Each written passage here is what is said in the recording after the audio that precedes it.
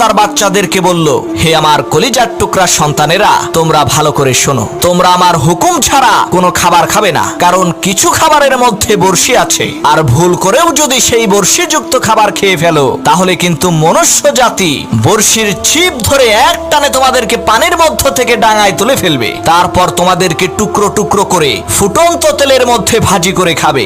মাছের এই বক্তব্য শুনে সেই বাচ্চা মাছদের মধ্য থেকে কয়েকজন বিশ্বাস করলো না। তারা বলল, ধুর, এইসব মিথ্যা কথা। তারা তাদের মায়ের কথা অমান্য করে বর্ষিযুক্ত খাবার খেয়ে তারা নিজেরাই মানুষের খাবারে পরিণত হলো। ঠিক একইভাবে নবী রাসূলগণ বলেছেন, মৃত্যুর পরে জান্নাত আছে, জাহান্নাম আছে, শান্তি ও শাস্তির ব্যবস্থা আছে, কিন্তু কিছু মানুষ তাদেরকে অস্বীকার করে বলেছে এইসব বানোয়াট মিথ্যা কথা। তাদের পরিণাম ঠিক ওই মাছের মতোই হবে যে মাছগুলো তাদের মায়ের হুকুম অমান্য করেছিল।